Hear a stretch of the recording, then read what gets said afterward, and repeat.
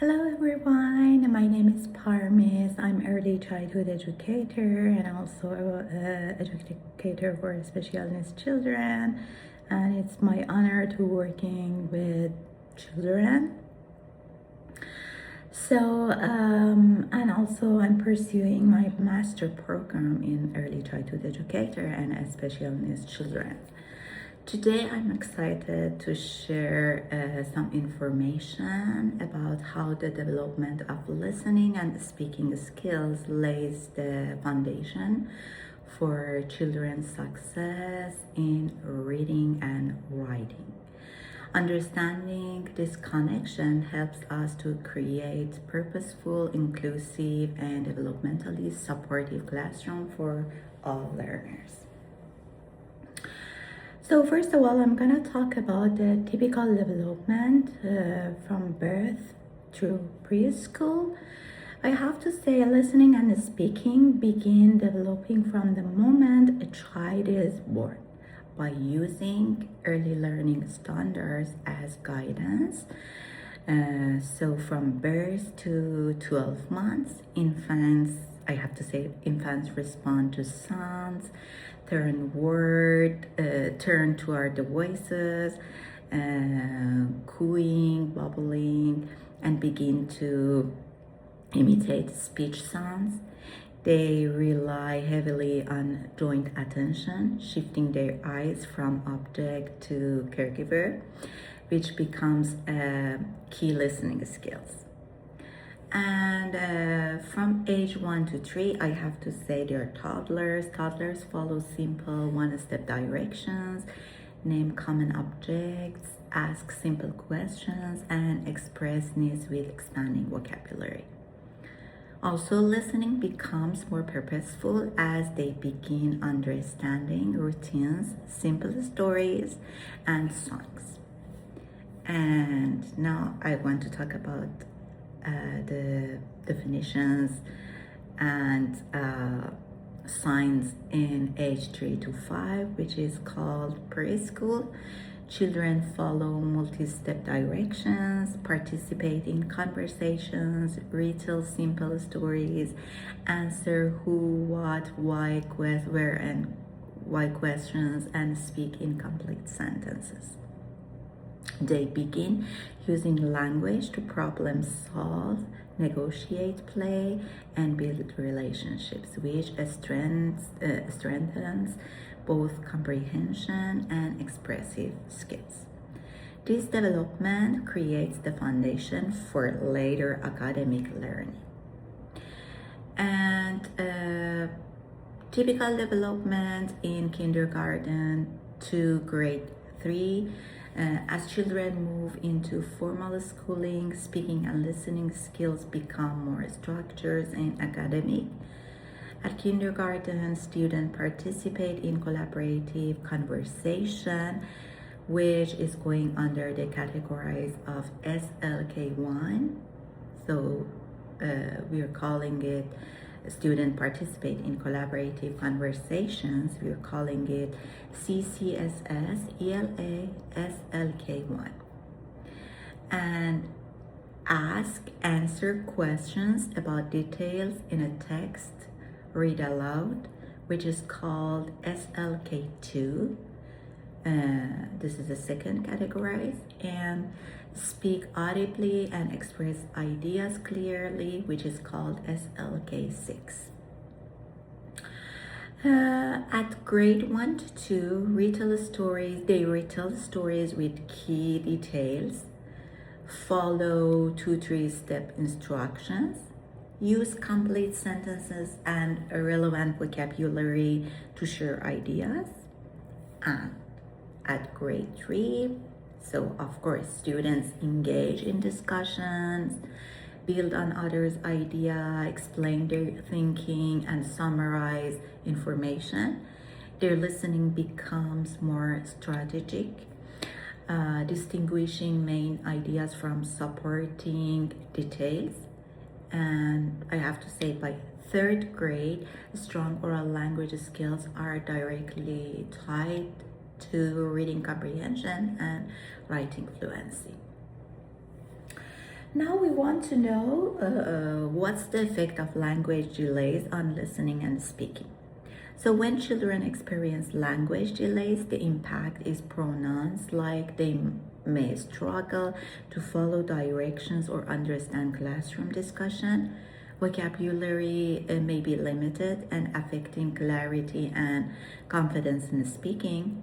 Difficulties processing spoken language make it harder to participate in group work or express ideas. And these delays often spill into behavioral frustrations or withdrawal because communication feels overwhelming. So understanding all of this helps us intervene early and compassionately. And influence of listening and speaking on reading and writing. Listening and speaking are the roots of literacy. They develop long before a child ever picks up a pencil or a book. Phonological awareness, the strongest predictor of later reading, comes from listening to patterns in speech. Children who hear and use rich vocabulary read with better comprehension. Speaking develops narrative structure, which translates into writing stronger sentences and stories. And poor oral language often leads to difficulties with decoding, fluency, and understanding text. So if children cannot hear it, process it, or say it, they will struggle to read and write it. Then it's a concern. And what can be the strategies to foster listening and speaking in the classroom? So I'm gonna tell evidence-based strategies you can use immediately. The first one is interactive read alouds with purposeful prompts. I have to say, give students a listener job, such as listening for a character's problem or a new vocabulary word. Turn and talk routines, build structures, peer conversations with sentences framed like I think because. And echo and repeat games, students repeat short phrases or sounds to strengthen their auditory memory. Visual supports, use picture icons for my turn, your turn, listening behaviors, and key vocabulary. Sound play activities, clapping, syllabus, identifying rhymes, and blending sounds to reinforce early literacy skills. These strategies strengthen oral language in joyful, developmentally appropriate ways. And what is importance of collaborative learning? Collaborative learning is essential in early childhood. Children learn language by hearing it used in meaningful ways. Peer conversations support vocabulary growth, turn-taking, perspective taking, and expressive communication. Structures like small group centers, story retells, partner talks, and hands-on problem-solving groups give every child opportunities to listen actively and speak purposefully. And collaboration also builds confidence, especially for ELLs and children with delays, because they learn from peer models in a supportive environment. And now I want to talk about effective of dyslexia on listening and speaking and how we can support this kind of children. Although dyslexia is commonly associated with reading, but I have to say it also affects listening and speaking. Students may struggle to process rapid speech or distinguish similar sounds. Working memory challenges make it difficult to remember multi-step directions. They may hesitate to participate verbally or need extra processing time to respond. And what can be the effective supports? Multisensory instructions use visual cues, gestures, charts, and manipulatives to support auditory information. Chunking and slowing down language. Break direction into smaller parts and allow wait time before expecting a response. Assistive tools, audio recordings, text to speech, or repeat prompts help students process language at their pace.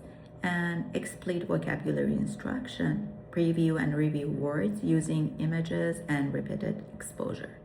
These strategies ensure that students with dyslexia experience success and equitable access to spoken learning. And to put everything in a nutshell, listening and speaking are not isolated skills. They are the heartbeat of literacy. When we intentionally nurture oral language, we strengthen children's reading, writing, thinking, and interactions with the world. Thank you for joining me, and thank you for your commitment to supporting young learners in their communication and literacy.